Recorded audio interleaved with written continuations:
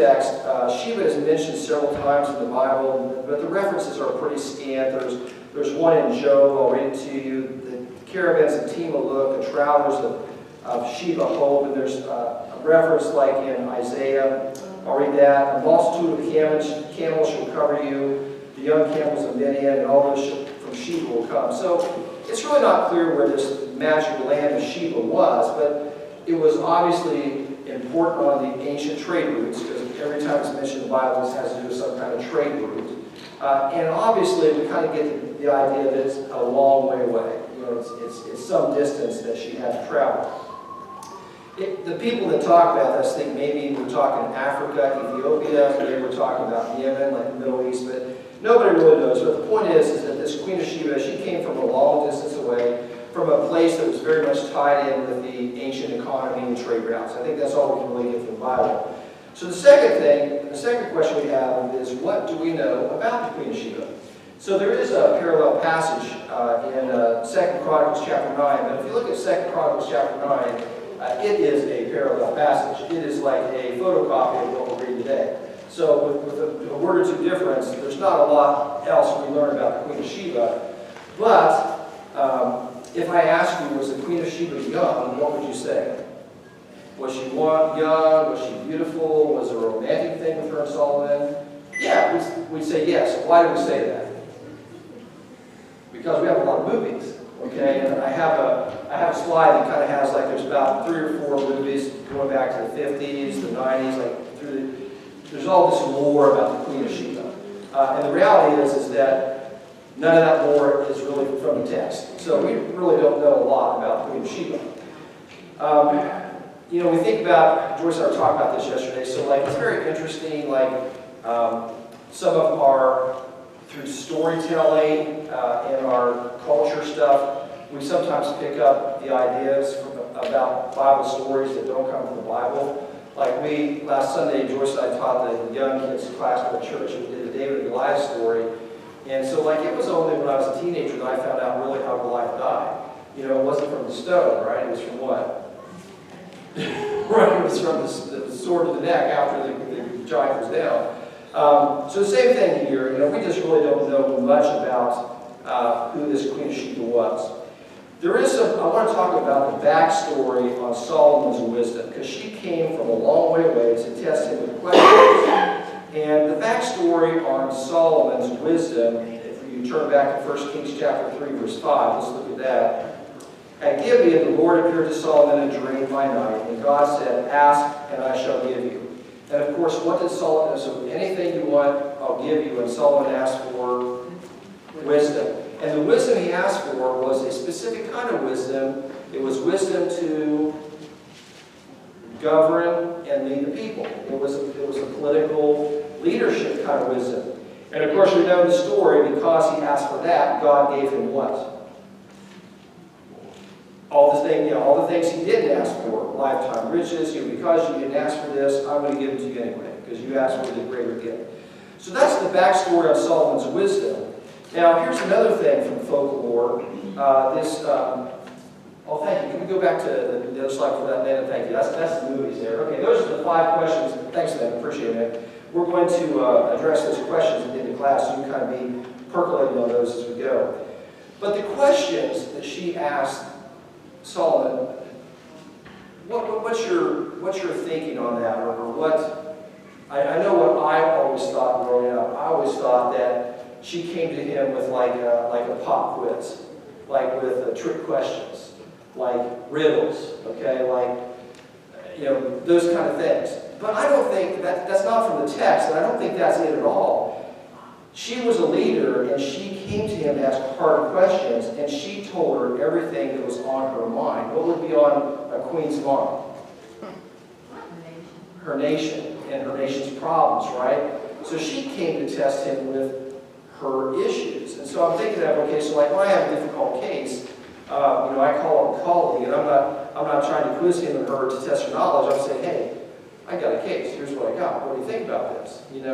And I think this is the interaction here. She came to test him with hard questions about problems that she was experiencing. I can't prove that, but I do know, like growing up, we're kind of taught that It was kind of like trick questions. It was like a quiz. Okay, let's look at verses 4 and 5.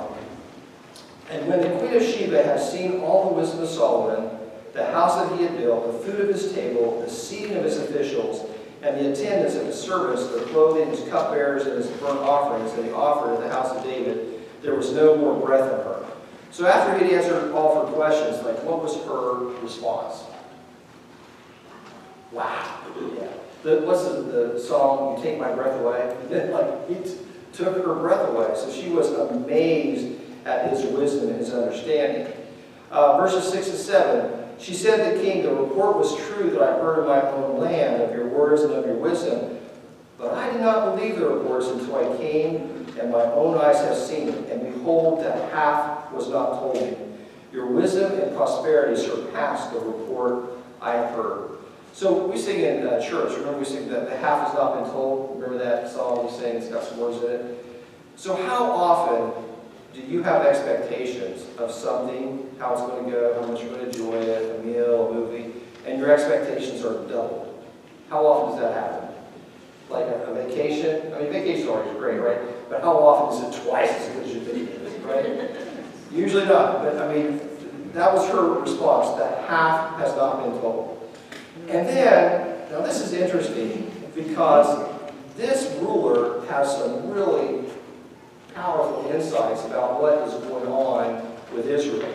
And so if we look at verse 8 and 9, the Queen of Sheba says, happy are your men, happy are your servants who continually stand before you and hear your wisdom. Blessed be the Lord your God who has delighted in you and set you on the throne of Israel.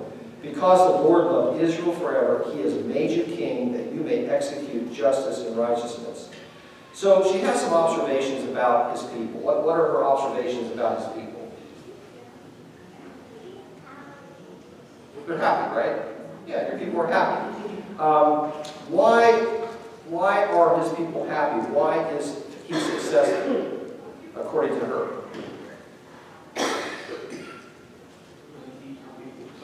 Because he keeps them satisfied. And the reason, the person behind that is God. So she has somehow this foreign queen, non-Jewish foreign queen, has this insight, blessed be the Lord your God, who is delighted and set you on the throne. So Solomon's success is due to God. And this foreign queen gets it, and she also gets that what is her understanding about Israel's relationship with God? What's her understanding about that? Her understanding is because the Lord loved Israel for how long? Forever. He has made you king that you may so you are God's chosen country. So here you go. So you're this leader of a nation back then in Sheba, like the Lord has a favorite nation on the planet. He favors you. He loves you. And you know what? It's not my kingdom. And so she has this realization that God, who is in control, has chosen Israel as a nation. So it's an incredible insight from someone who's non-Jewish.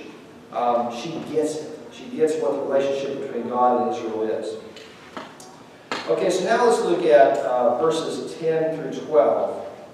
And then she gave the king 120 talents of gold and a very great quantity of spices and precious stones. Never again came such an abundance of spices as those that the Queen of Sheba gave to King Solomon. So we have her giving him stuff for what? For his advice, okay? So we kind of see, first of all, we're not going to work through the numbers of this gift. We're going to talk about that a little bit later. But we're going to see that, she definitely valued this advice that she received about her kingdom to a very good extent. So this was very valuable to her. And we're going to kind of see that this is kind of something that went on in Solomon's day-to-day life. We'll talk about a little bit later. And then we have this kind of two verses here, which I think kind of tie more into the later text. It talks about the fleet of Hiram. Moreover, the fleet of Hiram, which brought gold from Ophir, brought from Ophir a very great amount of almond wood and precious stones. And the king made of the almond almond wood, supports for the house of the Lord and for the king's house, also lyres and harps for the singers. No such almond wood has come or been seen to this day. So this really doesn't really tie into the Queen of Sheba. It's really kind of talking about just this economic prosperity that there's kind of this regular flow from that comes to Israel. So that's kind of a separate thing. We'll kind of come back to that. But then we end out the visit to Queen of Sheba here in verse 13. And King Solomon gave to the Queen of Sheba all that she desired. Whatever she asked for was given to her by the bounty of King Solomon. So she turned and went back to her own land with her own servants. Okay, so they say their goodbye, she leaves. So unlike the movies that we've been told, there was no continued relationship between Solomon and the Queen of Sheba and things like that. It was a visit for advice. So that ends the visit of the Queen of Sheba, and now we turn into this passage that really just talks about the wealth of Solomon. And we're going to make a couple of points here, and it's really interesting. As we get older, we begin to understand some things that we just didn't appreciate before, and I found some appreciation of some things in this passage when I was studying it this week that I guess I always knew, but I just really hadn't grasped, so I want to talk about that a little bit. So first of all, Solomon was rich. How rich was he? Okay, so let's talk about that. So verses 14 and 15. Now the weight of gold that came to Solomon in 1 year was 666 talents of gold. Besides that which came from the explorers and from the business of the merchants and from the kings of the west and from the governors of the south. So we see that a lot of wealth comes in Solomon besides all of his businesses. That's kind of like excluded here. This is just the gold that comes to him from different tributes and things like that. So 666 talents of gold. We always have the saying, figures don't lie, but liars what? Liars figure, right? So you have to be really careful when you start converting biblical weights and monetary value to current day. It's not very scientific, so don't quote me on anything I'm about to say here, okay?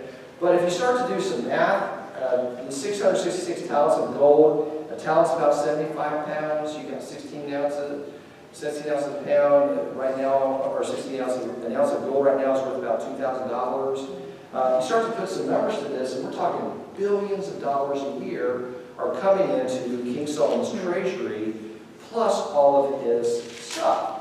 So the wealth that's coming into Israel is just massive, to the point that Solomon's got to do something with all this gold. So we see in 16 through 20, let's read that real quick. King Solomon made 200 large shields of beaten gold, 600 shekels of gold went into each shield. And then he made 300 shields of beaten gold. There were 3 minas of gold went into each shield. And the king put them in the house of the forest of Lebanon.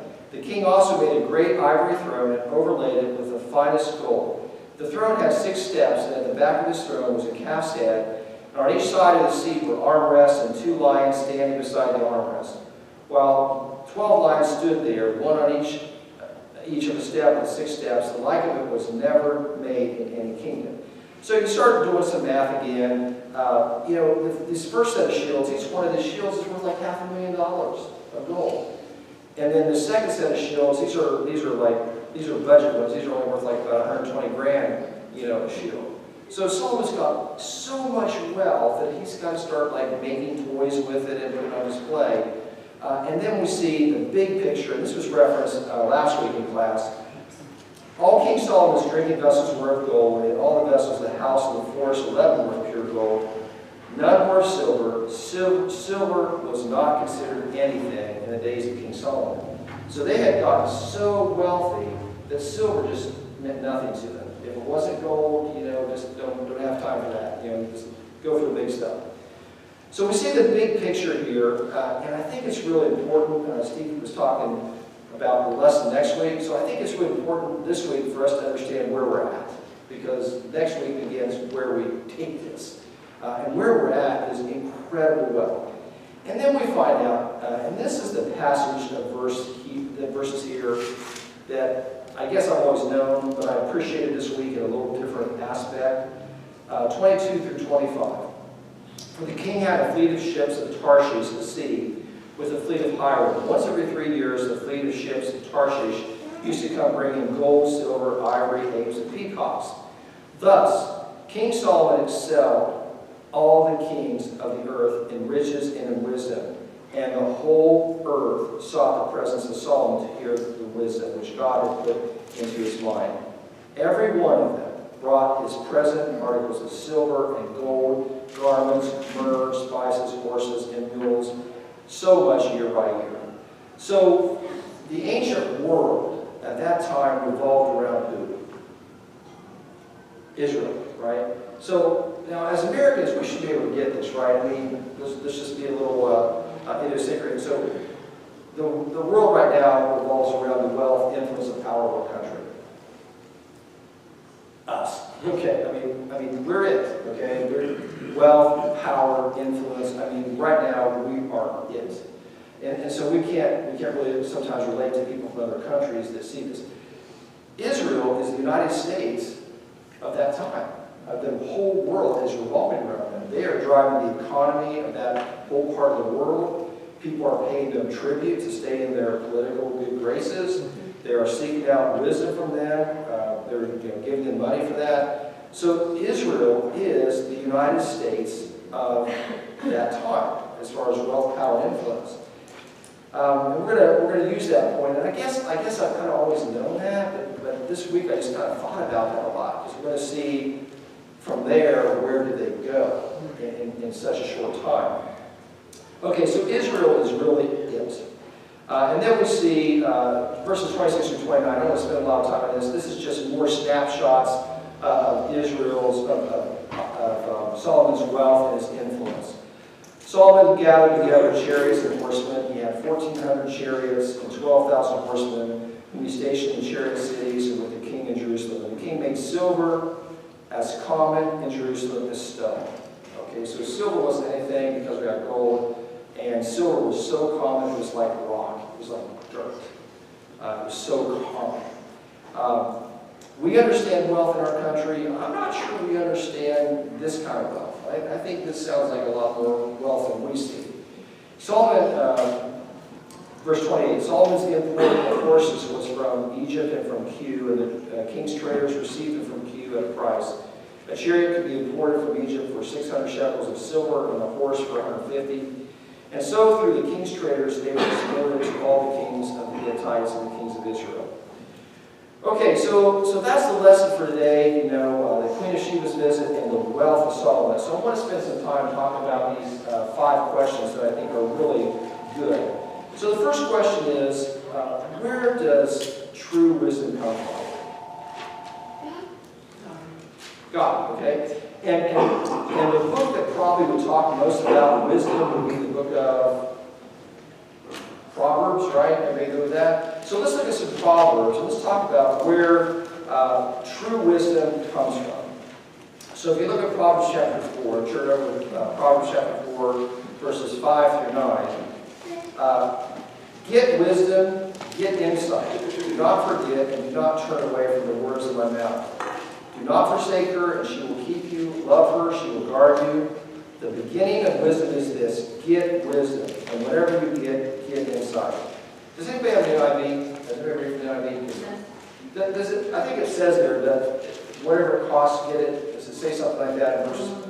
The beginning of wisdom is this: get wisdom. Though it costs all you have, get understanding. Okay. I thought I remembered that from the NIV, and I'm from the ESV, and I couldn't get that out of that. But the point is, whatever it costs you, get smart. Kind of like that show back in the day, Get Smart. Like, whatever it costs, get smart. Get wise. Okay, verse 8, prize her highly, and she will exalt you. She will honor you if you embrace her. She will place your head at the base of garland. She will bestow on you a beautiful crown. And then let's look at Proverbs chapter 3, verse 13. Blessed is the one who finds wisdom and the one who gets understanding, for the gain from her is better than gain from silver, and her profit better than gold. She is more precious than jewels, and nothing you desire can compare with her. Long life is in her right hand, in her left hand are riches and honor. Her ways are ways of pleasantness, and all her paths are peace. And of course, in the first proverb, verse 7, the fear of the Lord is the beginning of knowledge. Fools despise wisdom and instruction. So I think we have to recognize as Christians is that the real source of wisdom is God and the Word of God. So we're going to talk today about advice seeking and advice giving and advice getting. But I think we have to realize that the first source we should look to is God, right? And so I think that any difficulty in my life, I have to look at it first is, what would God say about this? Does God say anything about this? Any comments about that before you go on? You know, as Christians, do you feel like that's our first obligation is to try to go to the Word of God and give advice about whatever we're dealing with, and then and try, sometimes we don't really like, what the Bible has to say about things, especially, some contemporary topics, we really don't like what it says. Okay, now the second question I have is, what value do we place on good advice? What value do we place on good advice? What value did the Queen of Sheba place on good advice? A lot of wealth, okay? We didn't do the math, but a lot of wealth she paid for her. She valued the advice that he gave her. So we have a saying sometimes that we use at the office is that, sometimes people treat free advice like anything else they get for free. So sometimes we don't value advice. We don't put a lot of value. So what are some examples where we in our everyday life pay for advice? Finances, okay? So some of us have financial advisors, and we pay financial advisors to give financial advice, okay? We pay attorneys to give us legal advice, and we pay some physicians to give us medical advice, okay? We pay accountants to give us tax advice. So we recognize in our society that that good advice is worth something, right? And I think we have to really think a lot about that, is that we need to seek out quality advice, and we really need to realize that it has some value, and try to give advice from the right place.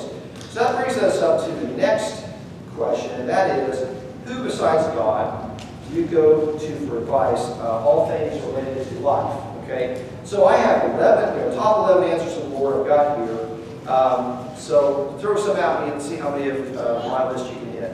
So who do we go to for advice? Parents. Parents, okay, that's where we go. We're going to talk a little bit about each one of these, pros and cons, but parents, spouses, Elders. okay, I'm going to go religious leaders, Friends. friends, okay. So far we're checking the same list, man, that's good. Did he say, I go to my daughter? Okay, adult children, got that on the list. Okay, religious leaders,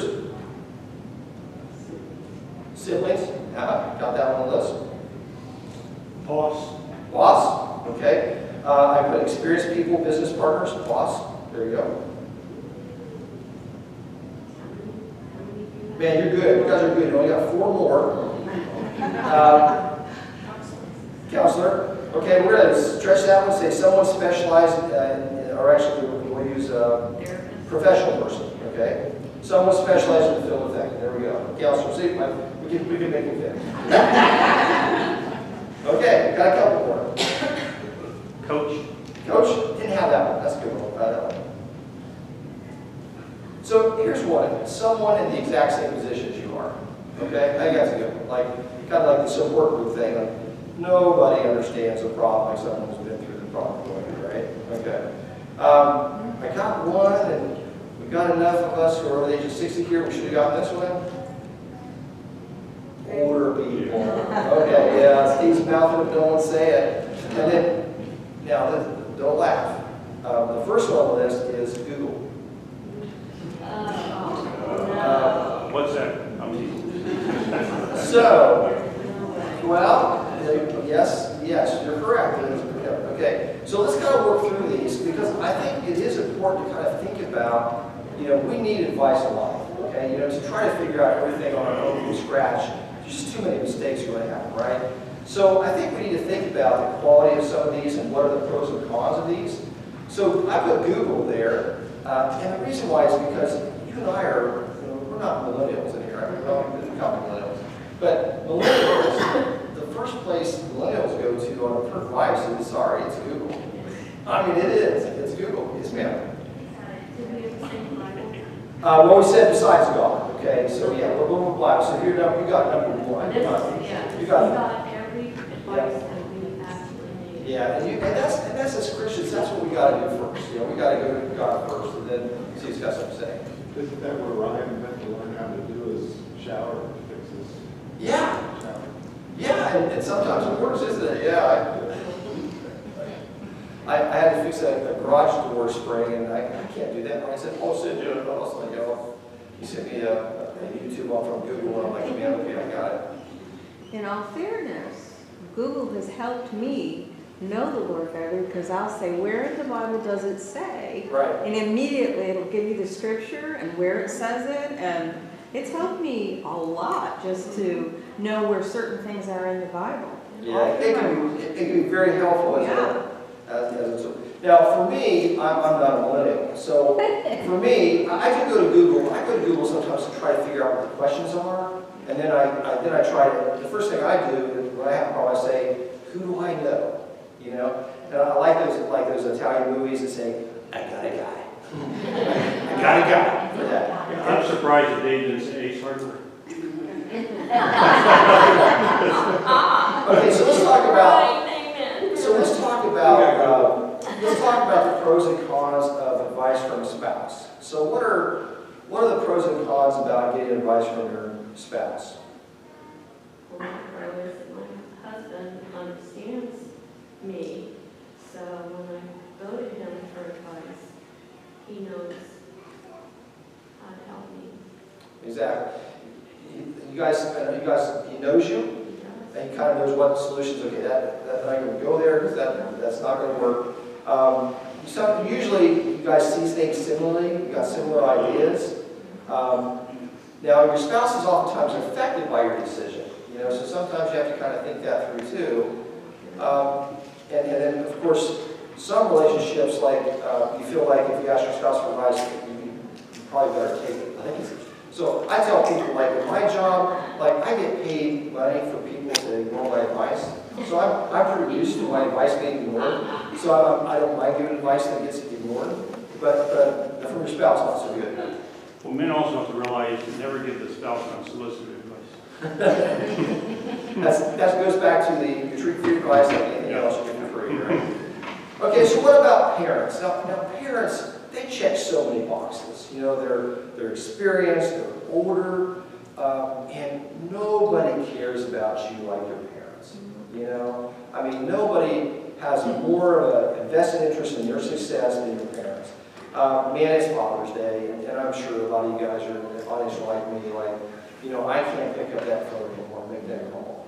And that used to be a part of my regular life when I had a problem. I'd pick up the phone and say, "Hey, Dad, what do you think?"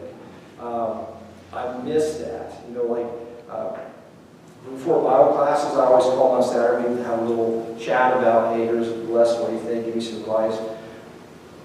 Years ago, I got roped in teaching a class on Revelation. And those Saturday conversations were like 5-hour conversations. So your parents, nobody cares about your success like your parents. So, you know, if they're living, man, good for you. You know, older people. So why are older people good sources of advice? They've been through it. Yeah, they've been through it. They know how to pick battles. They what? Yes. They know how to pick battles. Yeah, they know which ones to fight and which ones to. Which hill you want to die on, you know, it's somewhere on it worth your time. That's perspective that just it only comes with age, right? That's a good comment. Experienced people, business partners, you know, people that, you know, if it is a work-related thing or whatever, I can't tell you, like when I was a young attending, I'd see something like, I know what this is, but I don't really know how the best way to fix this problem in Lancaster is, and I call up my work partners, my 2 work partners, and they say, well, the last time I had one of these, I'm like, okay, there's like words you want to hear. The last time I had to deal with this is what I did. I'm like, okay, now I'm going to get good advice. Someone specialized in the field, that's good. Someone in the exact same position, why is that a good person to go to for advice? Someone who's been through exactly what you're trying to tackle. Because they've already done it. Sometimes whether it's good or bad,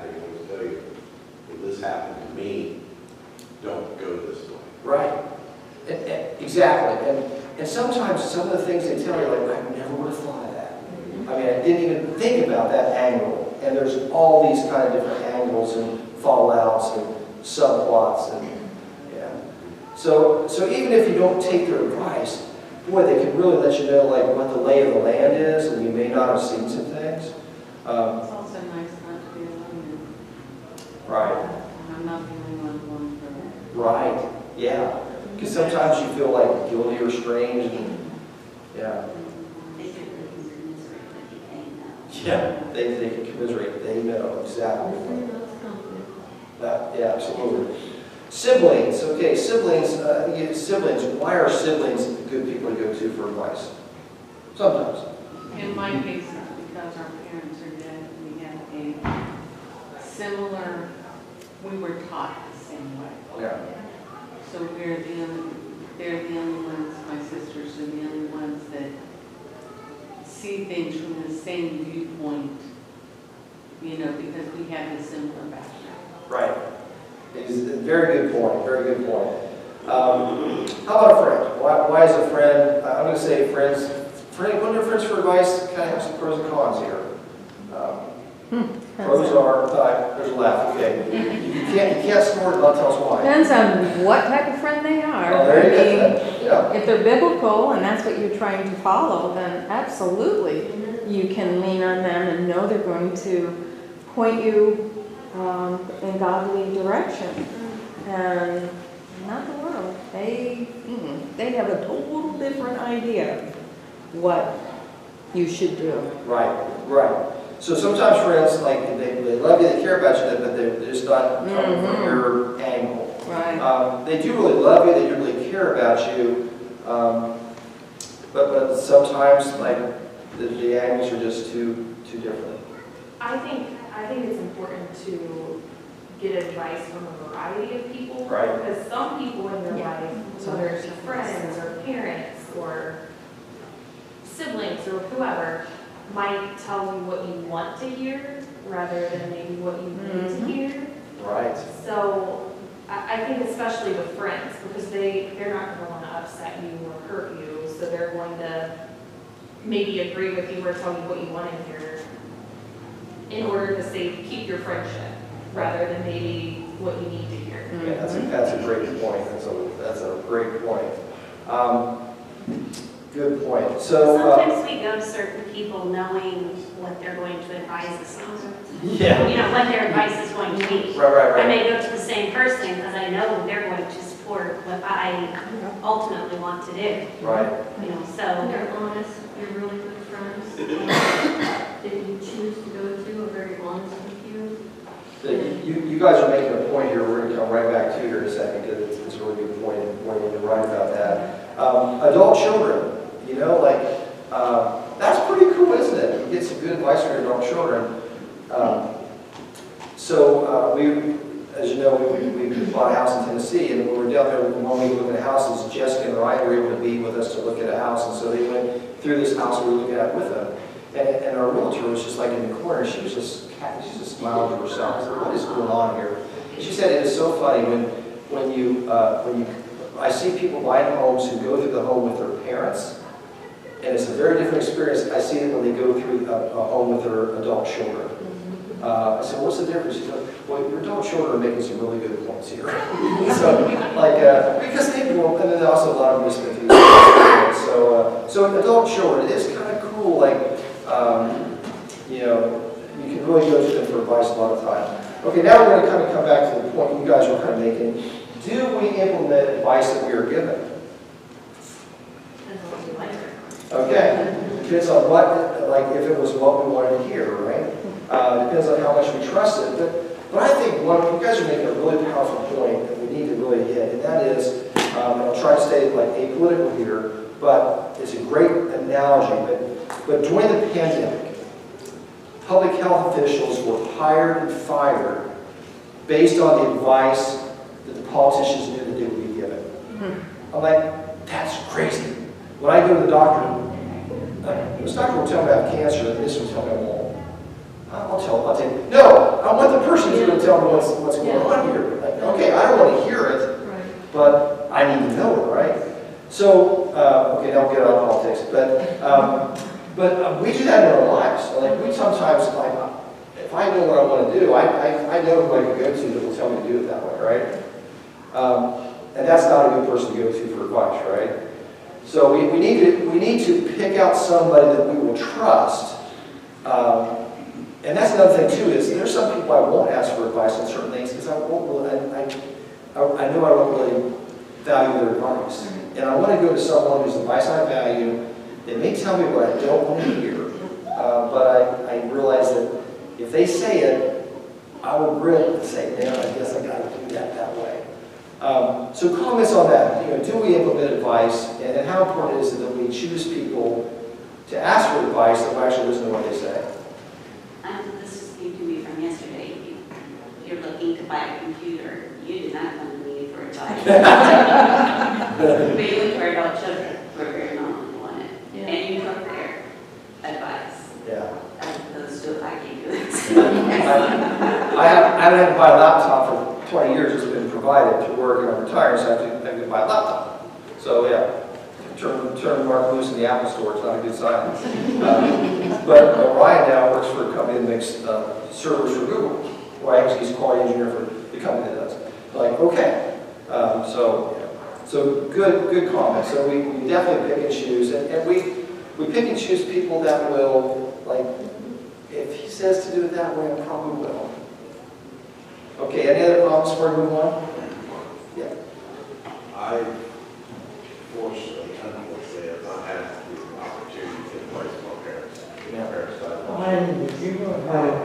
But it's very, we brothers, but we've been friends.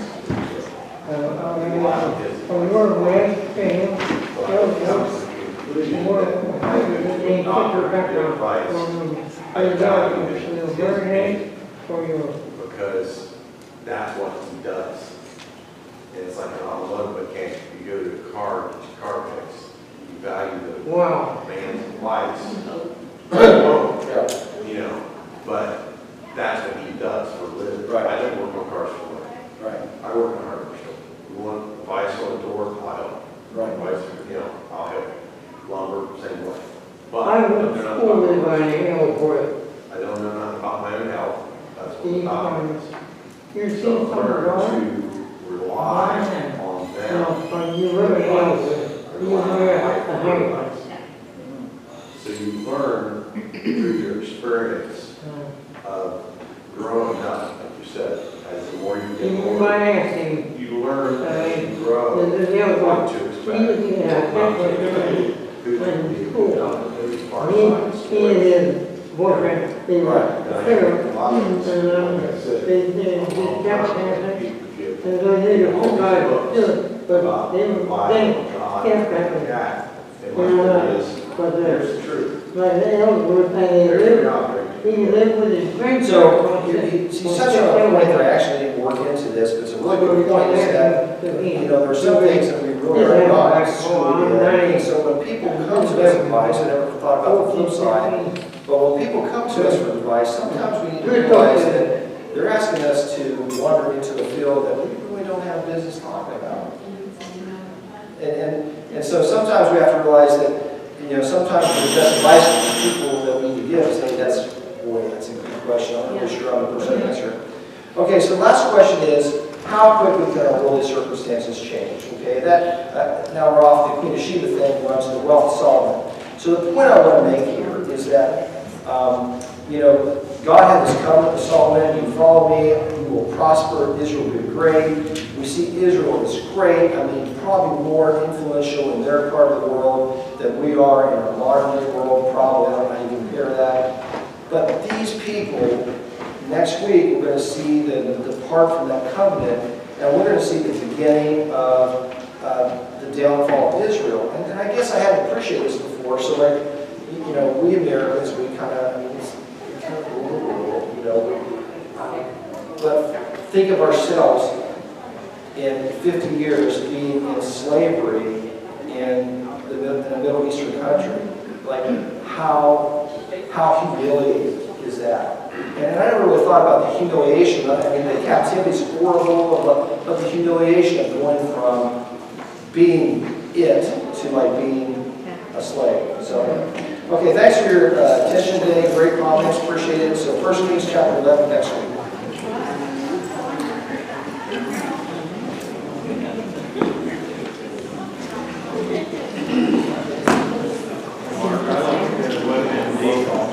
Absolutely.